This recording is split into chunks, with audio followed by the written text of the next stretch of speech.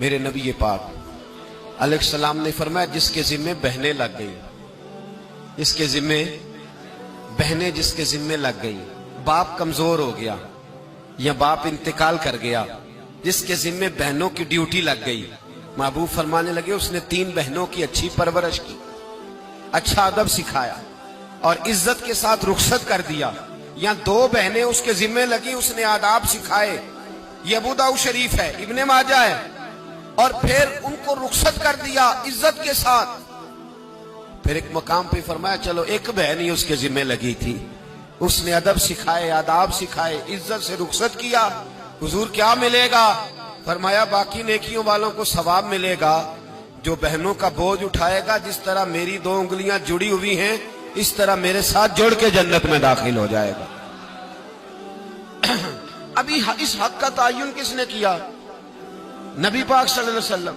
اب اگر کہیں یہ کہا جائے کہ بس بھئی صحیح ہو گیا، تمہارا کیا کام ہے، تمہاری کوئی ذمہ داری ہے، تم نے کوئی ٹھیکہ اٹھایا ہوا ہے، تم کوئی زیادہ سیانے ہو، تم کوئی زیادہ سمجھدار ہو، تو اسے کہا جائے گا ذرا ٹھہر جا، اس طرح کی بات نہ کر، یہ وہ حق ہے جو میرے مصطفیٰ نے بیان فرمایا ہے۔ جہاں بیوی کے حقوق بیان فرمائے وہاں میرے نبی پاک نے بہن کے حقوق بھی بیان فرمائے۔ دیکھیے نا، جناب ام ہانی حضرت علی کی سگی ہمشیرہ تھی، نبی پاک صلی اللہ علیہ وسلم کی چچا زاد بہن تھی، پر اللہ کے رسول ہمیشہ انہیں تحفے بھیجا کرتے، ان سے محبت فرماتے، ان کے بچوں کے ساتھ پیار کرتے۔ فرمایا علی کی بہن نہیں، یہ میری بھی بہن ہے۔ کیا لوگوں کو تاریخ کی وہ بات یاد نہیں؟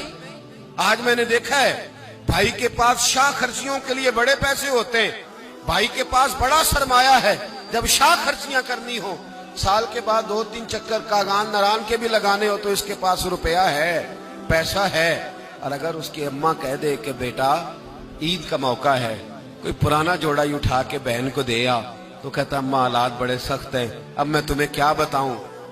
ہمیں وہ بات یاد نہیں کہ نبی پاک کی رضائی بہن جناب شیمہ جب ان کے قافلے کے خلاف مسلمان لڑے، انہوں نے جنگ کی اور وہ قید ہو کے آئیں، تو حضرت ابو ہریرہ سے کہنے لگی جا کے مصطفیٰ کریم کو بتاؤ میں تمہاری بہن ہوں۔ حضرت ابو ہریرہ کہتے ہیں میں بی بی کا پرانا دوپٹہ دیکھتا، اس کی کیفیات دیکھتا، پھر جملے دیکھتا، مجھے سمجھ نہ آتی، تو میں نے جا کے حضور سے کہا کوئی شیمہ نام کی بی بی ہے، تو کہتے ہیں ابھی میں نے جملے بھی پورے ادا نہیں کیے، نبی پاک ممبر سے اٹھ کے کھڑے ہو گئے اور رسول پاک کی چادر مبارک ممبر پہ رہ گئی، محبوب اٹھ کے گئے اور پھر جناب شیمہ کو گھر لے گئے اور پھر فرمایا عائشہ کو بلاؤ، فاطمہ کو بلاؤ، سودا، رفسہ کو بلاؤ، ان سب سے کہو آؤ دیکھو میری بہن میرے گھر میں آئی۔ یہ رشتوں کا احساس، یہ رشتوں کی کیفیات، یہ درد، یہ سوز، یہ حضور نے ہمیں تعین کر کے دیا ہے، یہ نبی پاک علیہ السلام نے ہمیں بتا کر کے دیا ہے۔ حضور نے ڈھیروں تحفے دیے اور ایسی آفر کی جس کے لیے امت تڑپتی ہے، ترستی ہے۔ حضور نے فرمایا شیمہ اگر تو پسند کرے تو تیرے لیے مدینے میں مکان نہ بنا دوں، اگر تو کہے تو یہاں تیرے لیے مکان نہ بنا دوں، جہاں 70,000 فرشتے روز سلامی دینے آتے، یہاں تیری پکی رہائش نہ کر دوں۔ عرض کی یا رسول اللہ میرے خاوند کا گھر، میرے بچوں کا گھر، جہاں میں بیاہی گئی، جن کے حقوق آپ نے بیان فرمائے، میں وہاں جانا چاہتی ہوں۔ حضور نے ڈھیروں تحفے دے کے رخصت کیا۔ تو میرے بھائی بہن کا ایک حدیث ہے مشکات شریف، مشکات میں حدیث ہے، ایک حضور علیہ السلام کے صحابی تھے جو نبی پاک کی بارگاہ میں بیٹھے رہتے تھے، اس پر شارحین نے بڑا کچھ لکھا ہے، کہتے ہیں وہ علم دین حاصل کرتے تھے یا جہاد میں مصروف رہتے تھے۔ ان کا ایک بھائی تھا تو وہ تجارت کرتا تھا، کاروبار کرتا تھا، یہ مشکات ہے۔ ایک دن آ کے عرض کرنے لگے یا رسول اللہ صلی اللہ علیہ وسلم اسے سمجھائے کوئی کام بھی کرے، آپ کے پاس بیٹھا رہتا ہے، ڈیوٹی ساری میں کرتا ہوں۔ تو محبوب فرمانے لگے خاموش ہو جا، ہو سکتا ہے رب کریم جو تجھے رزق دے رہا ہے وہ بھی اس کی برکت سے عطا فرما رہا ہے، اس کے نصیب کا اللہ تجھے دے رہا ہے، ہو سکتا ہے اس کے توسل سے، پتہ نہیں اللہ کس کی وجہ سے دے رہا ہے، کس کے حصے کا تیرے گھر بھیج دیتا ہے۔ امام حسن رضی اللہ تعالیٰ عنہ جب کسی شخص کو کچھ دینے جایا کرتے تھے تو فرماتے تھے بھائی یہ نصیب تیرا تھا، اللہ نے میرے گھر بھیج کے میری ڈیوٹی لگائی تھی کہ میں تجھ تک پہنچا دوں، میں نہیں لے کے آیا، نصیب تیرا ہی تھا، میرے ذمے لگا تھا کہ چلو میں بھیج دوں۔ تو یاد رکھیے گا اگر کچھ جگہوں پہ ہمیں حقوق ادا کرنے پڑتے ہیں किसी मालदार भाई को किसी गरीब का ख्याल रखना पड़ ही जाता है, तो मेहरबानी करे वो ख्याल करे। मैंने एक अमीर भाई से एक दफा कहा कि तेरे गरीब भाई की बच्चियां बड़ी हो गई हैं, तेरे बच्चे हैं, रिश्ता ले लो, रिश्ता ले लो। तो कहने लगा नहीं, वो जब शादी करेगा तो मैं तावन करूंगा। तो मैंने कहा तू क्या तावन करेगा, क्या मतलब है तेरा? तू भाई की मोहब्बत को पैसों में तोल रहा है, सोचा ही नहीं तूने।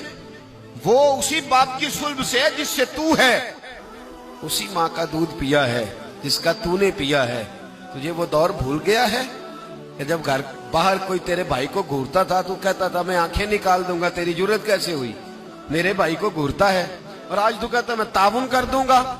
मैंने कहा ताउन तो करने वाली बड़ी दुनिया है, तू थोड़ी तवज्जो कर, ख्याल कर। अल्लाह बड़ा मेहरबान है, बाजों का दिल में बात डाल देता है। सुबह फजर के वक्त मुझे मिले तो कहने लगे आपने बात तो बड़ी पते की। मेरे घर के अंदर कुछ कैफियत ऐसी थी पर रात मैंने बदल दी है। अब दुआ फरमाइएगा अल्लाह मुझे इस एहसास पर इस्तिकामत अता फरमाए। तो हमारे यहाँ एहसास निकलता चला जा रहा है। अब जरा आगे बढ़िए। मेरे रसूल पाक सल्लल्लाहु अलैहि वसल्लम ने मुतलक रिश्तों की बात इरशाद फरमाई। यहाँ तो तायुन है ना, खाला का, चाचू का, मामू का, फुफी का तायुन करके।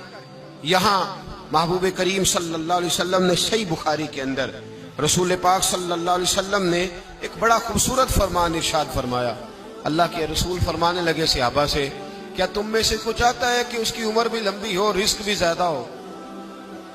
और अगर मैं ये सवाल औरतों से करूं ना, खवातीन से करूं कि क्या तुम चाहती हो कि तुम्हारे खामन के पास पैसे भी ज्यादा हो, उम्र भी लंबी हो, तो मेरा ख्याल है एक खातून भी ऐसी नहीं मिलेगी जो कहे कि नहीं मैं नहीं चाहती। सारी कहेंगी कि हमारा दिल करता है कि हमारे घर के अंदर रिस्क भी ज्यादा हो। और अल्लाह तबारक व तआला ने जिसको मेरे सर का साया बनाया वो कायम भी रहे। हर खातून ये दुआ मांगेगी। अब ये सही बुखारी है, तो फिर वो वाला वजीफा पढ़ लें जो नबी पाक ने बयान फरमाया है। नबी पाक अलैहिस्सलाम ने फरमाया क्या तुम में से कोई चाहता है उम्र लंबी हो, रिस्क ज्यादा हो? शाबाश करने लगे हुजूर सारे चाहते हैं, ये सही बुखारी है। तो महबूब फरमाने लगे फिर वजीफा सुनो, अपने रिश्तेदारों के साथ अच्छा सलूक करो, अल्लाह तुम्हारी उम्र भी लंबी फरमा देगा, रिस्क में इजाफा भी फरमा देगा। रिश्तेदारों से अच्छा सलूक करो, सिला रहमी करो।